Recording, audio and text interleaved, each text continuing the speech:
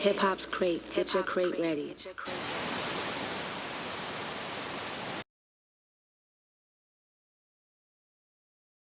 What up, what up, what up, what up? You know what it is, the one and only, the GOAT himself, MPR Riche Rich, straight out of Detroit. You are now tuned into the Hiphopscrate. Get your crate ready.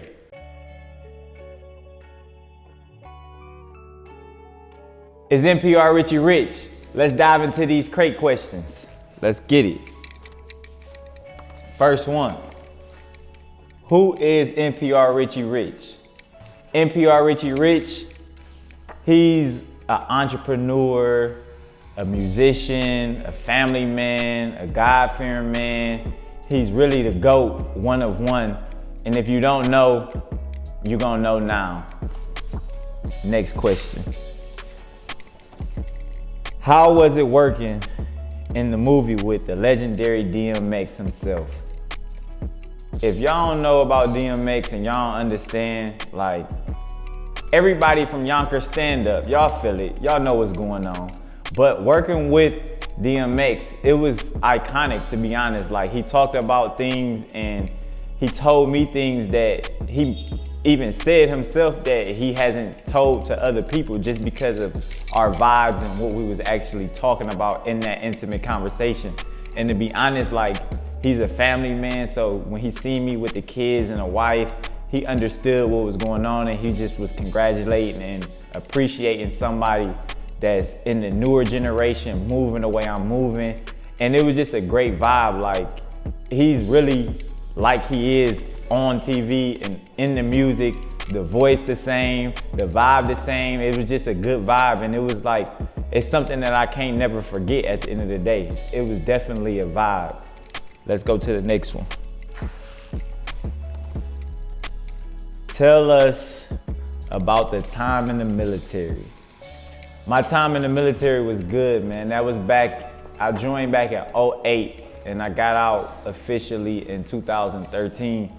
And it was just it was a whole learning lesson. It was different. Like, I had to learn different things. Coming from Detroit with a less disciplined mentality, I had to learn discipline. And the military honestly taught me a lot of things. It taught me how to move correctly. It taught me how to be patient. It taught me how to deal with people, because I'm dealing with people from all over the country, and we all gotta move as one unit. And it showed me how to protect my brother, or how to protect my people around me, and how to make sure that everybody moving on one accord, so that we move silently but move efficiently as well. And that's one of the biggest things that the military taught me. We had a lot of fun. We did a lot of different things. I actually was airborne, so I jumped out of planes. I got like 25 jumps. And it was just a great time. And I was in Fort Bragg, North Carolina, and we just turned up and we played our role. Like, being a soldier was completely different, because it taught you the difference from what a civilian role is and what a soldier is. And those two different roles in life, a lot of people don't understand unless you've been in the military. When you're a soldier, you gotta protect the country at all costs, and you gotta move differently. When you're a civilian, you're moving for yourself and you're protecting your family. So if you use them same types of things that you was doing in the military in real life with your family, you know how I'm moving.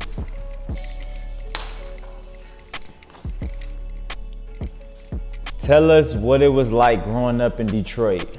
Growing up in Detroit was different. I ain't gonna lie. Like, when I was growing up, I thought it was normal. I thought it was, this just how the world is. I thought the whole world was in that same setting. But as I grew up and started learning, like, things isn't really like that, I had to understand that everything in every city and every state is completely different. You could have some of the similar characteristics, but Detroit is more of a harder place when you talk about the inner city of Detroit, where I grew up at. It's different than being in Beverly Hills or being in Decatur, Georgia. It's completely different from being in somewhere where you in poverty, everybody's struggling, everybody's trying to figure out their next meal, trying to figure out their next dollar. That's a struggle that, if you don't know what it's like, you gotta live through it and be in it. I didn't understand what we was going through back then, but as I came up, I started understanding, like, dang, I see why people look at Detroit a certain way and why they say certain things about Detroit, because some of those similarities and stereotypes are true, but in reality, we all still human beings and still people, so we all still move the same way, whether you in Detroit or you outside of Detroit. So it taught me a lot, man, and I learned a lot of different things, from the streets to hustling to gambling, and a whole lot of things that helped me in my life today, still from my upbringing. So that's Detroit in the box. Tell us about your single, the hot and one of one legendary song, Live in the Moment, and how did it come about? This is a good situation. How this song came about is really my bag where I'm at right now. I'm really living in the moment. I'm really doing what I'm saying I'm doing. I'm really at a higher level intellectually and financially and just spiritually and career-wise. Like, I'm at the height of my career, and I feel like the song really is a great inflection of me today. I'm living in the moment. Like, although I'm still thinking about the future and got my eyes set for bigger goals, I understand how to live in this moment, because tomorrow's not promised, but yesterday was all stuff that we did and it's already said and done. It's like spilled milk. I had to learn how not to keep dwelling on the past and really live in this moment that I'm in, so I could really be bigger than what I was trying to be. And the whole thing about the song is like, it's a family orientated song, and it's one of the greatest songs that ever has been released, to be honest. Once you listen to it, once you see the video, we flew my whole family down to Miami, shot the video. I got my grandmother in the video, my mom, my cousins, sisters, brothers. I got everybody that is in my immediate circle in this video. And that purpose to it was because we had been away from each other for so long because of COVID. And this song came about during COVID, so I had to keep it family orientated so that the people will understand how to not only live in the moment, but how to stay family orientated and how to move correctly. Although you could be an artist or an entertainer or anything, it's still about how you move and who you move with. That's a lot of the inspiration from this song. What separates me from any other artist out right now? That's a real good question. And I think if you're watching this, you can probably tell what separates me from any other artist just from seeing me. First off, I'm the GOAT. Like, when you the GOAT and you say you the GOAT and you live like the GOAT and you look like the GOAT, that's where you get the chin hair, the horns. I really show people who I really am. It's not just on me, it's really in me. And when you can show somebody that and you can tell somebody that and they can hear it from how you move, that lets people know how you separate from every other artist.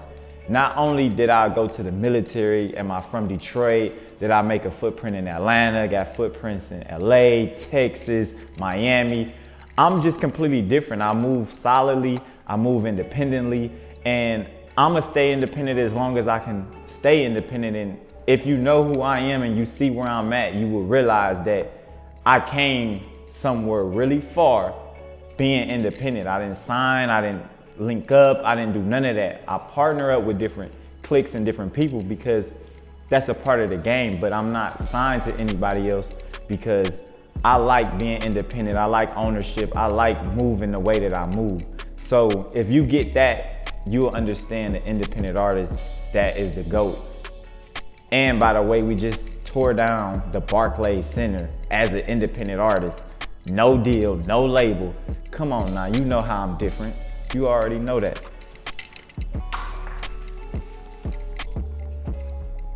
What is the motivation for music? My motivation for music, it stretches way, way back. And you gotta go way, way back because you gotta understand who I was as a kid. As a kid, I looked up to artists and up to musicians, and now I'm in the same ring with these guys. And a lot of the guys that I aspired and just was idolizing, now I'm around them and I'm understanding who they are versus what I was idolizing. And that makes me have even more passion for the music because, to be honest, I always just moved and lived like a rapper because I liked it, the jewelry, I liked it, the clothes, I liked it, the swag, I liked it, the movements they was doing. And I wasn't always in front of no camera, so it was more easy for me to do what I do. Now that I'm in front of the camera and now that I'm moving the way that I'm moving and rapping the way that I'm rapping, it only makes sense that I'm doing music because I had all of the qualities and I did all of the things that rappers would do. And now I'm just living within it and coming back to, I'm living in the moment of what I already been living up my whole life. So if you get what I'm saying, and some of y'all out there watching may understand, like y'all look up to a lot of artists and y'all look up to certain things. So that's what inspires what you do on a day-to-day basis, whether you go into a career of music or entertainment or a lawyer or a doctor, whatever you do, what you watch and what you grow up seeing and what you grow up doing things like is usually your passion. And once you get into your passion and you able to tap into it, you can do what you do, and that's why I do music. That's my motivation, because it's not only my passion, but it put food on my plate and it put money in my pocket and it put a legacy to what I was already doing. Had I not done music, my legacy wouldn't be as big because I wouldn't have got to tell the story of how I came up and what I've done in life. Tell us something the fans and the people don't know about me. What y'all don't know about me? It's real hard to not know something about me because it's all over the internet. I'm not hiding, I'm everywhere. I'm all over every platform. So it's not too much that the fans don't know about me.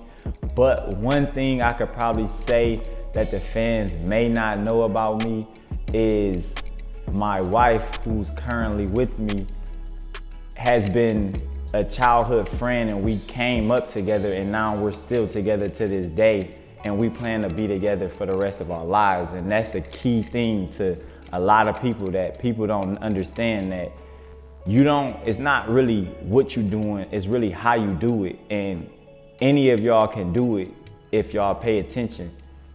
Get you a backbone, get you a number two that's somebody who's gonna take care of you, and always you can depend on them, whether you down and out. When you gotta make that phone call, it may not be your partner that's gonna answer, but your significant other, they gonna always be there. Remember that.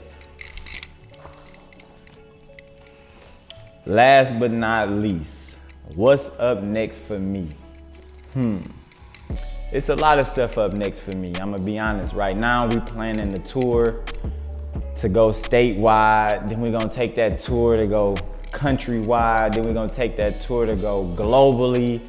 And to be honest, I'm trying to take this tour to the moon, like literally the moon. I wanna be on that same jet or that same, you know what I'm trying to say, space shuttle that Elon be on when he go up to space.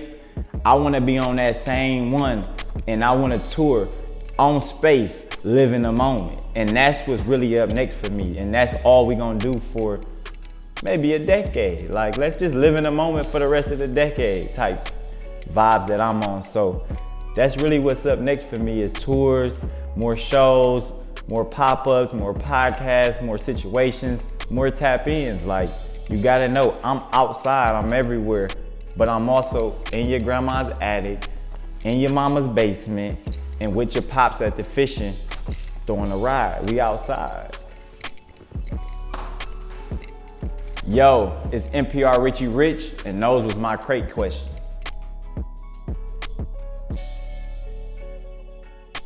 Yo, this MPR Riche Rich, and this is my crate vision. What I plan on doing for the next 5 years, or in the next 5 years. In the next 5 years, I should still be living in the moment, guys. Like, that's really honestly what I should be doing. I should be at the Grammys multiple times by then. I should be Billboard charting multiple times by then. I should be #1 on YouTube, iTunes, everywhere 1,000,000 times by then. I plan on doing any and everything that my career allows me to do, touching and blessing all stages, festivals, concerts. I should be everywhere that y'all at, everywhere that y'all looking for. y'all should see me on them stages. Y'all should see major collabs coming. We planning out 10 different remixes to this Live in the Moment with some of y'all favorite rappers, some of y'all iconic rappers, some of y'all legendary singers. We going gospel, we going rock, we going country, we taking every platform. In the next 5 years, I should have touched every platform with Live in the Moment, no cap. This MPR Riche Rich, and that's my crate vision.